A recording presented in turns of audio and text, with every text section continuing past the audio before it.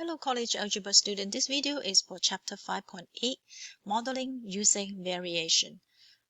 In the previous chapter, starting from chapter 3, we have been using function to model x and y, where y is the output and x is the input, and they can take on a lot of different forms. They can be linear, they can be quadratic, they can be polynomial, rational.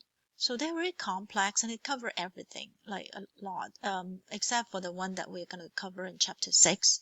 So, but there is some simple relationship between x and y that can be modeled not by function, but just by using the concept of variation. So that means when one number change, the other quantity also change in a way that they can be modeled by very simple power functions. So basically, so we are looking at those that can be modeled by power function, and instead of using function to understand them, we use the term variation to understand them. So there's three types of variation that we're talking about here. The first is called direct variation. So when x and y, two quantities, are related by the equation of y equal k x to the n, where k is called the constant of variation. Here I use a variable I use a letter, I should say, k, to represent it, but it actually is a constant when we know what x and y's are. So y equal to k x to the n is equivalent to saying that x to the n and y have direct variation relationship, or most commonly we would say y vary directly with the nth power of x, or y is proportional to the nth power of x. That means when x to the n change in a certain way, y would change in the same by only a factor of k. So the way to understand this is, if you see a sentence like this, it looks like an English sentence, right? Very directly, very proportional. So they look like an English sentence, but actually they are math sentence. When people use this term very directly, they means they're referring to, in their mind, of using the term of using this formula y equal to k x to the n. This can be traced back historically before equation and functions are invented.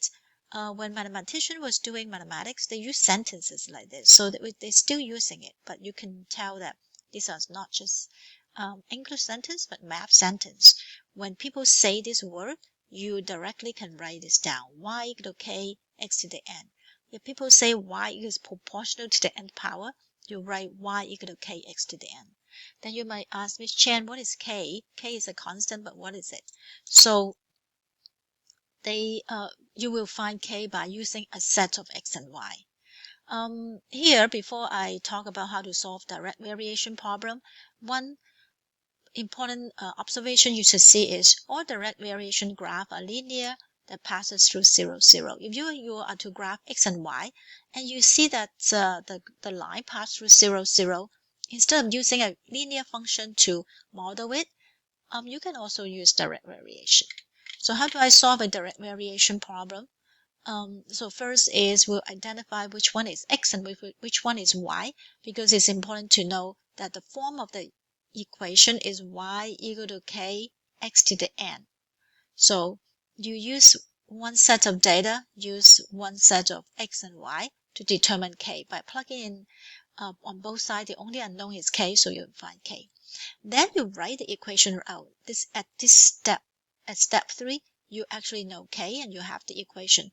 And then you can use the equation to find the unknown. Now, the unknown could be x, the unknown could be y also. A lot of time we find y though. So the first example is there's two quantities. So these are kind of like math problems. They don't have units. These are just numbers. So it's kind of funny, but it's just to drill you into using these terms very directly. So when you see this term very directly, you immediately think for, the first is to write the variation. Y equal to kx, right? Very directly with x. And then the second is to solve for k. So you use one set when y equal to 8, x is 5, k times 5. So the only unknown here is k. So I would say k is equal to 8 over 5. The third step would be, now that I know k, I'll rewrite my equation, 8 over 5x. This is my equation that would relate x and y, kind of like a modeling where you write the function model. And then you have to find y given x is equal to 6. So that means I'm going to plug in x over 5. And when x is 6, x is 6. So that would be 48 over 5. And you can also do an approximate, or actually I think you don't need to approximate, this can divide. Totally is 9.6, so equal to 9.6. You can give both a fraction and a decimal notation. The second one is the same thing, but when they vary directly, it varies with a power. So let's read it. The quantity y varies, so y is on the first side of it. So step 1, you write this. Directly means just k times square of x is x to the n. So when y is 24, or x is 24, when x is 3, y is 24. So this is square though, right? It's not n, it's square.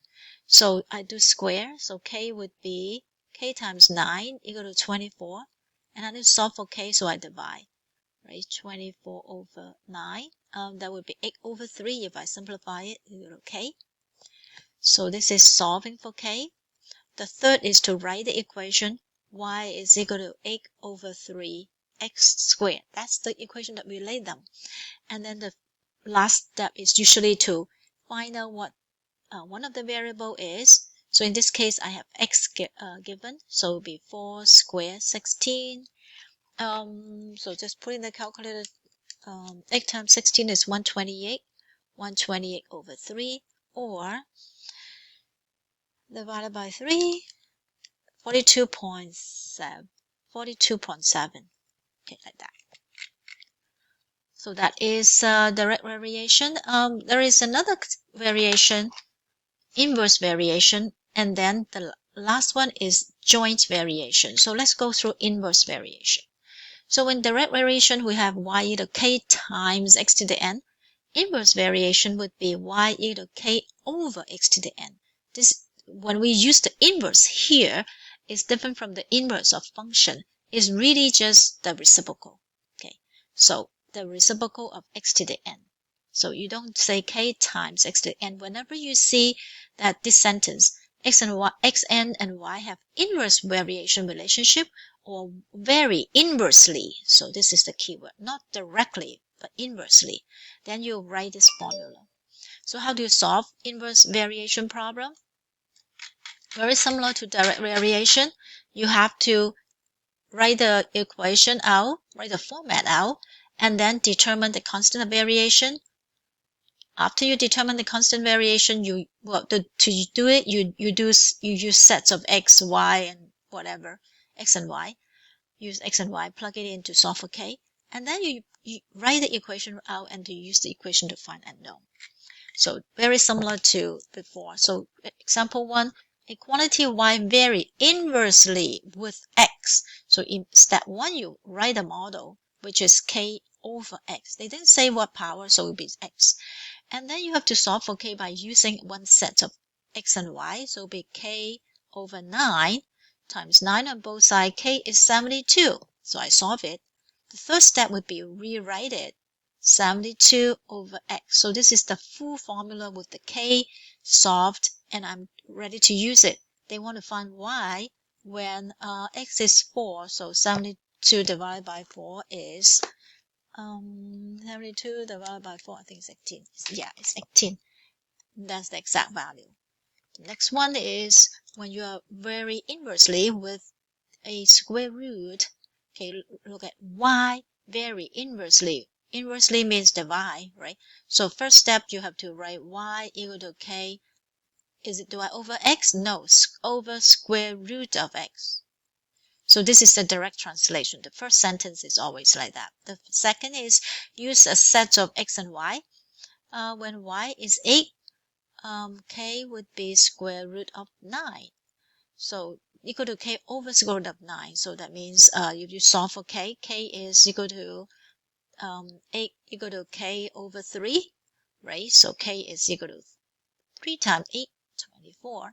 So your real equation that you relate them would be y is equal to 24 over square root x. Now you want to plug in what is y when x is 4. So 24 over square root of 4, which is 2. 24 over 2 is 12. The third one is joint variation. So I am going to leave it in the next video. So because it takes a little longer and we also have application. Okay, so we'll have 5.8 video 2.